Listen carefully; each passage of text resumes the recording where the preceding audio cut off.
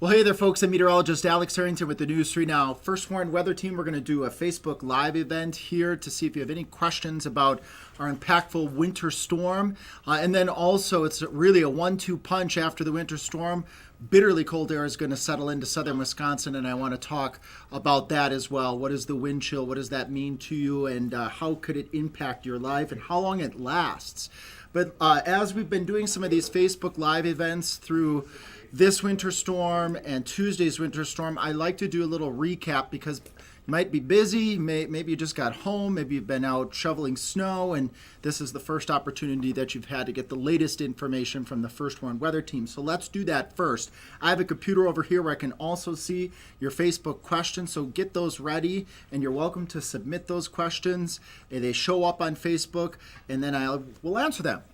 It's just a two-way conversation between me and you. So alert day conditions we're expecting. This is really alert day set number 1. And really an alert day is just a period of time through Saturday afternoon that we're expecting impactful weather that could be dangerous to your life. Snow additional accumulations of 4 to 8 inches. I'll show a map here of where we expect some of the higher additional accumulations. The First Warn Weather Team, we started putting out snow totals well in advance, a couple days ago even, and they have verified. So 8, 9, 10, 12 plus inches is what we're expecting when this is all said and done. There could be isolated higher amounts as well. These are our advisories, warnings, etc. right now. Blizzard warning for southwestern Wisconsin until midnight. Blizzard warning until noon over portions of northwestern Illinois. All of southern Wisconsin is under a winter storm warning, and this really is a higher end winter storm warning. We're really just on that fine point of blizzard conditions. So our friends at the National Weather Service want us to stress from them to all of you through the media here that really near blizzard-like conditions are expected across all of southern Wisconsin tonight, as even with the snow lightening up, it will turn into more of that lighter variety, and that can really blow around with all of the snow that we have out there, which here at the station we've had a little over 8 inches in total between the two storms, 14, 15 inches. It's a lot of snow out there to blow around. Here's what we're expecting in terms of impacts. The snow, at least the more consistent snow, lasting through your Saturday morning. The wind gusts could be approaching 40 to 45 miles per hour, so the worst of the driving conditions will continue tonight. Travel is really not advised. If you don't have to travel, please don't. And that will last clear into your Saturday afternoon, the bad driving conditions, because even though we will have lighter snow showers and flurries, what's on the ground is going to continue to blow around. And then this is something that we'll stress a little bit later here in the nuts and bolts, the falling temperatures continuing on your Saturday. I said I'd mention where can we expect some of the heavier additional snowfall totals with over the course of the next 24 to 36 hours. Let's say from I-39, I-94 corridor and areas towards the north and towards the east, Juneau, Watertown, up towards Marquette and Green Lake counties, you stand the better chances of seeing the 4, 5, 6, maybe isolated 8-inch amounts of additional accumulation. Areas to the south and to the west over southwest Wisconsin, 2 to 4. Going out into Iowa, maybe an inch or 2. But out in Iowa, you're probably wondering, well, if they're experiencing less snow, why are they under blizzard warnings? Well, blizzard warnings, they have a flat terrain out there, and blizzard warning is really defined 35 mile per hour winds, less than a quarter of a mile visibility for a 3-hour period of time, whether it is snowing or not. It's just, so out in portions of Iowa, the blowing and drifting of the snow in and of itself for over the course of 3-hour period with 35 mile per hour sustained winds constitutes a blizzard warning to the south and to the west. We were putting this total map out last night of 9 to 12 inches widespread across all of southern Wisconsin with some of the isolated heavier amounts towards Lake Michigan, towards the north and towards the east, and that is verified. Although areas right along Lake Michigan, they've had some rain, just like in the Tuesday system, and so some of those areas near Lake Michigan saw significantly less snow because of the warmer air coming in off of Lake Michigan. Let's track the snow chances. So right now, here we are live, 6:30, snow expected. As we carry and march out, chances for snow start to go down as we go into your Saturday morning. But snow is still possible. Snow is still possible during the daytime on your Saturday, and it's as we go further into Saturday and then into Sunday. Probably not much in the way of snow left at all, just some flurries. So that's the recap here of this part of our alert day conditions that we are tracking here in the First Warn Weather Team. And I'm going to open up Facebook here on my end of things here just to see if you have any questions at all. If you have a question, chances are somebody else probably has a question. Thank you very much for the reports too. We appreciate that. On channel3000.com Facebook, which you're posting here, we will take these reports as we have time, and then we let the National Weather Service know these reports because it helps them build a comprehensive understanding and an analysis of how much snow has occurred out there. If you do have other questions, please submit them here. We just got one in. Will driving conditions improve by early Sunday morning? Yes, considerably better than tonight for sure, and better than your Saturday. Winds will still be a bit gusty on your Sunday, but you have to keep in mind we'll have all day Saturday with our our phenomenal snow crew folks. We'll have more time to get to some of those other roads beyond the most traveled roads, of course, the interstate, the Beltline. They have more time to get to the secondary roads and the back roads. So I think things will be improving travel condition-wise by the time we get into your Sunday morning. Driving Madison to Kenosha, and here lots of questions coming in quickly. Driving from Madison to Kenosha midday Saturday, okay. It's going to be a bit better driving conditions than tonight, and then as of today, of course. But take it easy, take your time, give yourself plenty of extra time to get to your destination. I would also recommend that if you are doing any travel at all on your Saturday, just let your friends or your family or your destination friends know that you're on your way, so that they're in the know of where you're at. Will tomorrow be a day to stay home if possible? Yep. If you feel as though, hey, I'm just going to let the rest of this storm ride out, not a bad idea to just hang out, have a hot cup of cocoa, sit by the fireplace, and just look out at the pretty scene. Let's see, any other questions here? Any more snowstorms this week or next week? Well, that is just a great question. 1 second. The answer to that is no. But let's take a look at the temperatures going out into next week, and then we'll get into part 2 of why we're having this Facebook Live event, which we'll keep doing here for about another 5 or 10 minutes. Take a look at our extended forecast. We're the only station in town that does a 10-day forecast, which will just take a moment here to load up on my end.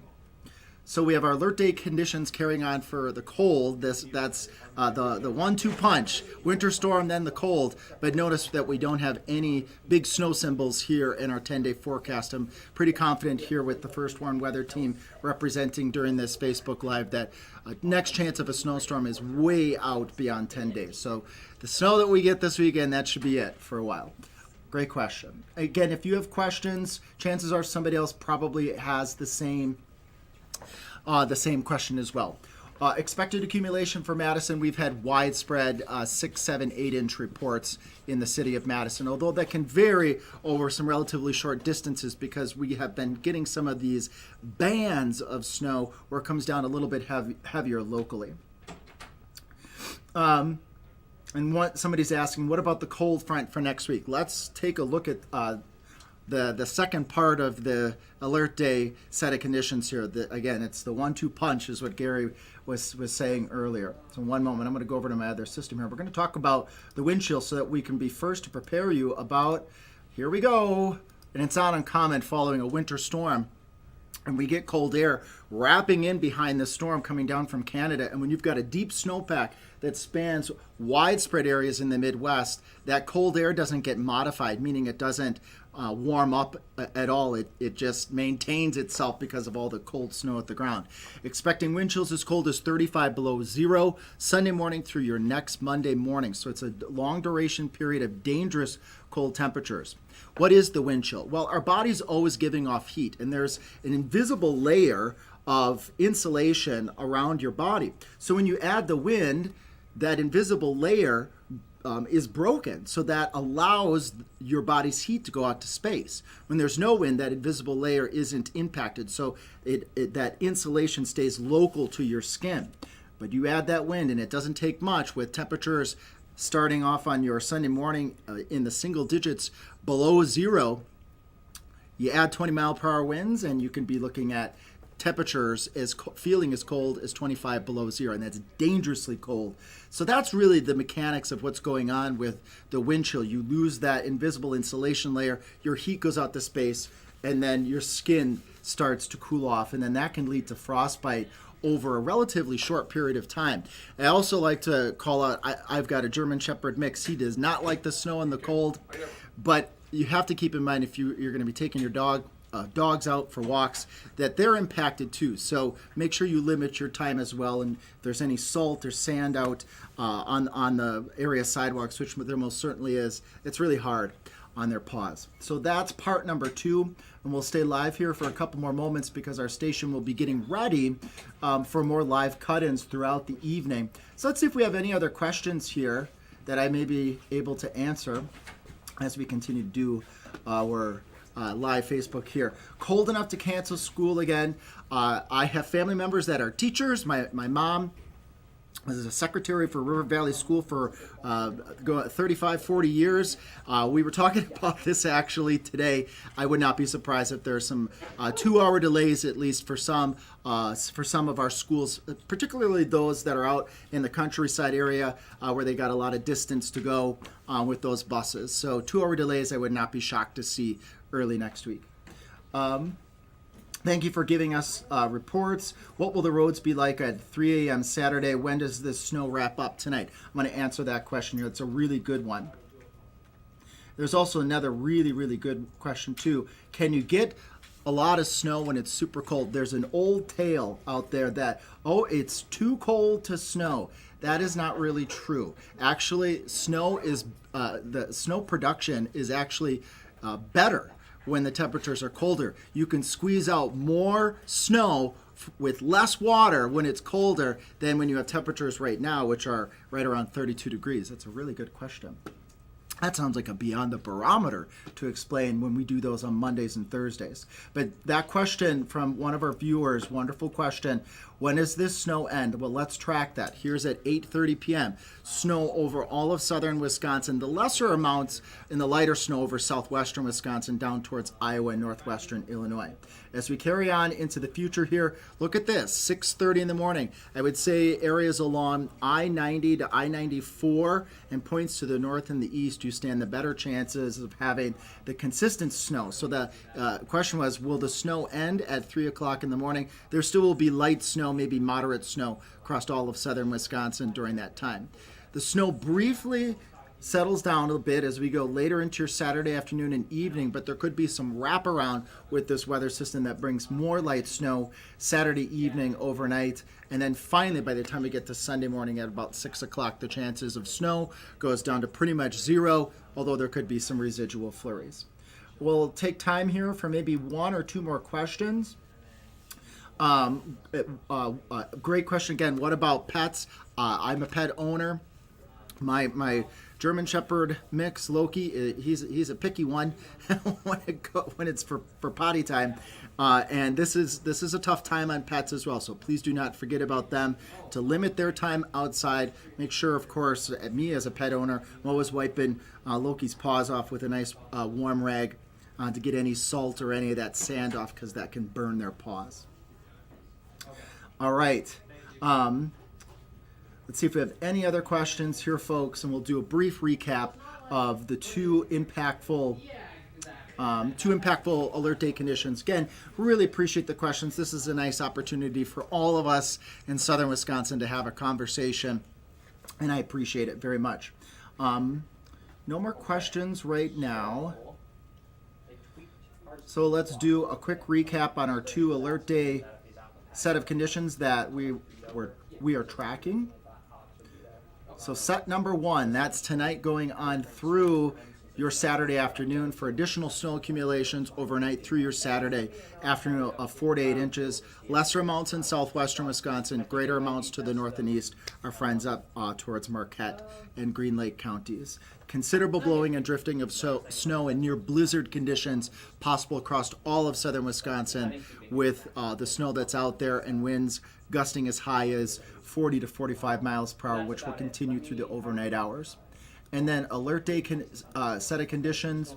Number 2, you should check out on Channel 3000's Facebook a little bit lower. We have a nice video that Braden Ross did that talked about how the First Warn Weather Team forecasts, and we also briefly talked about what are alert days. We don't issue them. The National Weather Service doesn't issue them. It's really just our First Warn Weather Team wanting to be first to alert you of impactful weather that could be dangerous to you or to your pets, as we were just talking before.